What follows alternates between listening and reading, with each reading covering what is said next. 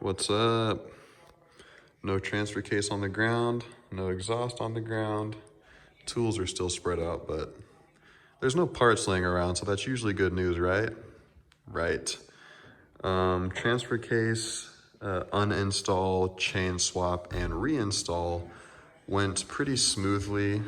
I didn't really run into too many issues. It was just time consuming. It's hard to mess with heavy stuff like that by yourself. And I did the whole thing by myself.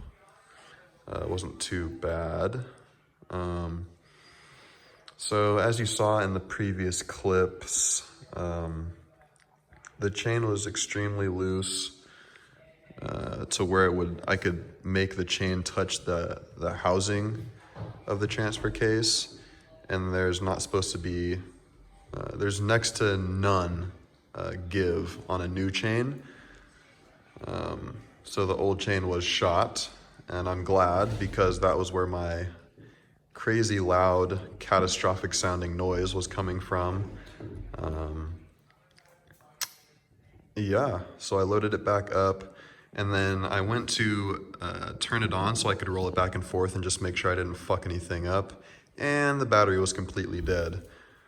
Another shitty thing about the bag system on these cars, besides just being shitty in general, is every time you open the door, or at least for me, or I turn the ignition on, the bag compressor will turn on. And so obviously, as I'm working on it repeatedly and not moving it, every time I would open the door, it would trigger the bags, and the bags would drain the battery, lifting up the rear half. So that was exciting. I had to let a charge pack sit on there for like 3 hours, and then I finally got it to fire up today, Sunday. And I rolled it all the way back down the driveway, and then hit the pedal hard coming up the driveway to see if it would make a slap noise like a chain slap. There was no noise, so, but down my driveway and back up is as far as I've taken it, just because the tires are still rubbing on the plastic trim and stuff, so I can't take a full drive. But we're gonna call that a success for now. It does roll back and forth. There was no binding, no weird noises, no leaks, so that's good. And I also, well, I had some time today, drained and filled the rear diff. I guess you can't really see it. Hi, Sawyer. Hi, Sugar. But surprisingly, the fluid that came out of the rear diff was clean. It's just nice to have peace of mind, so I went ahead and drained it and put some Redline 7590 in it. This stuff right here, this goes in the front and the rear diff, and then the transfer case just uses the Dexron 6, same as the transmission, the GM transmission at least. So I have still not done the front diff, drain and fill, and the transmission with the full pan drop and stuff, because the transfer case took me longer than anticipated. So that will probably be next weekend. I'm trying something out. I noticed that when I pulled the 7.5 fuse from the fuse panel in there, no, sorry. I took both fuses out so it wouldn't trigger the air system. And when I put the 7.5 back in, it actually lowered the car. And then when I put the 30 fuse back in, that was what triggered the compressor. So I kept both out after it raised itself, and I'm gonna see if it stays at this height and doesn't lower itself back down, because that would be really helpful, and I could continue to work on this without triggering the compressor to lift itself up every freaking time and killing my battery, because that's a pain in the ass. So yeah, spring conversion still obviously hasn't been done yet, but I have it sitting here. It's super simple. I'm gonna make a video on this as well, kind of just showing you guys. I can't remember what company. This is just like an eBay setup. You don't really need to do OEM with this shit. If anything goes crazy, I'll let you know, but they even made an install video. So if they're making an install video, then I'm gonna assume it's not just some Chinese piece of shit company that doesn't know what they're putting together. It's similar to the OEM looking setup. It just has like different, the OEM one has like a dome shaped pad. So instead of like a bolt nut washer type deal, it literally just cones up, and that's what the spring sits on to keep it in place. So this is gonna sit, up top, and this is the top little mounting pad. And then this piece mounts to the, I don't know what they call it, that like platform arm that's, that holds the spring on sprung X5s, and it holds the bag on bagged X5s. So this will sit on that platform, and the spring will go on top of this, and this is what holds the spring in place.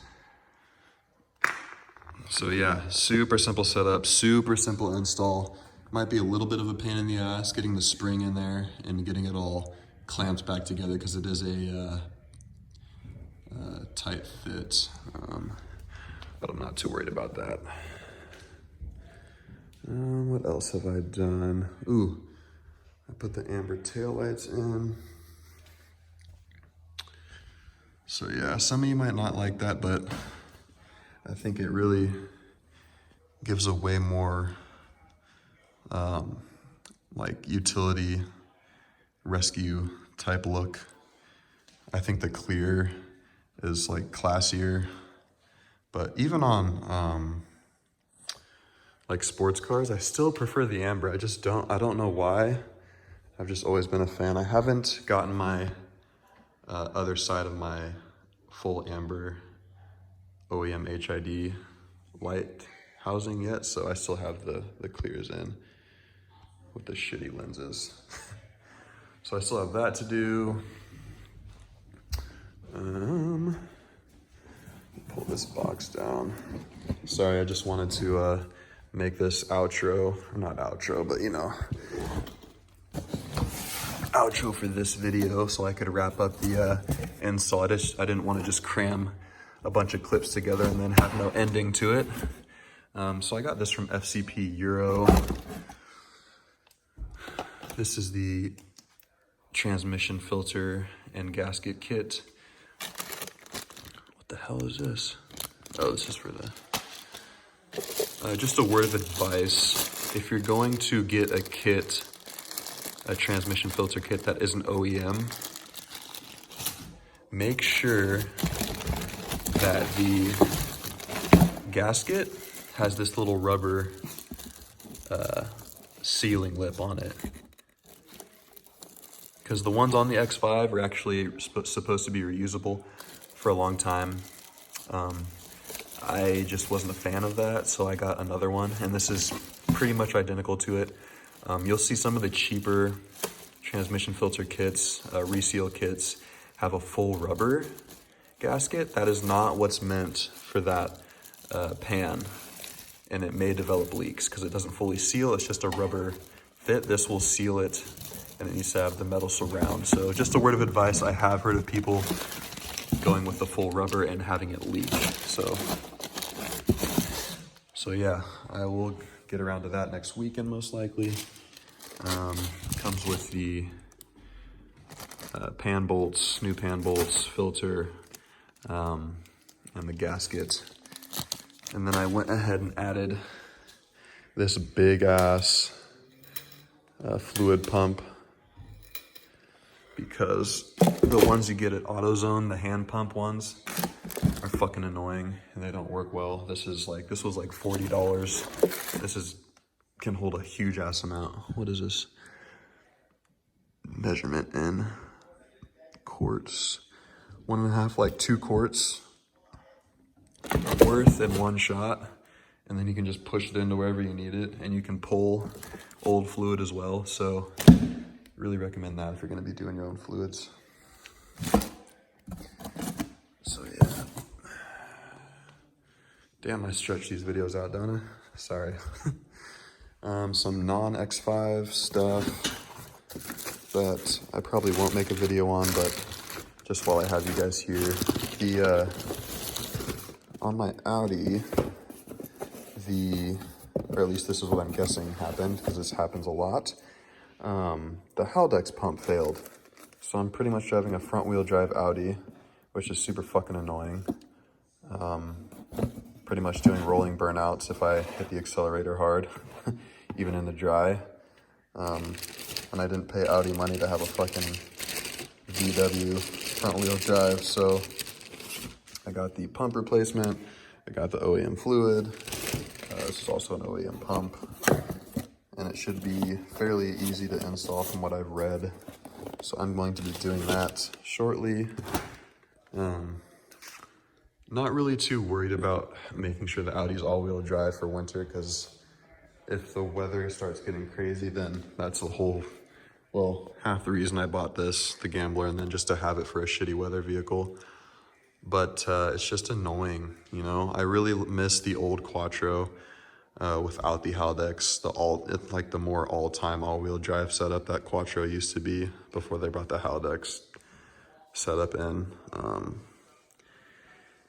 Kind of bummed. I didn't really realize how shitty Haldex was. Like, I remember driving my, what was it? The B5 A4 with the V6. I could not get that thing to break loose. It was crazy. It was on stock, the stock wheels with some, just some normal everyday, like Bridgestone pole position tires. That thing was nuts. The grip on that was amazing. I cannot say that about the new Audis, and it's a bummer. But what are you gonna do? Just wanted to give you guys an update. If you're still sticking around, thank you. We are getting closer to this thing's maiden voyage. It did need a lot of work, but it was cheap. But we're knocking it out as quickly as I can. I am pretty busy with school and work still. Same shit as my last video, school and work, school and work. But I graduate in March, so shit. I can't use that excuse for too much longer. Next video, I'm probably gonna start on this board and just have a list, because like, I've never really had this much work to do to one car all at once, and I don't wanna lose track of something or fuck something up. So I bought this board to like plan builds and make lists. So that's what I'm gonna do, instead of just letting it sit and rot in a corner. And we're gonna start going off of this and marking stuff off. So we have that to look forward to. Sorry to drag this video out long. I just wanted to let you guys know where we're at, and I'll see you in the next one, probably a week from now. Later.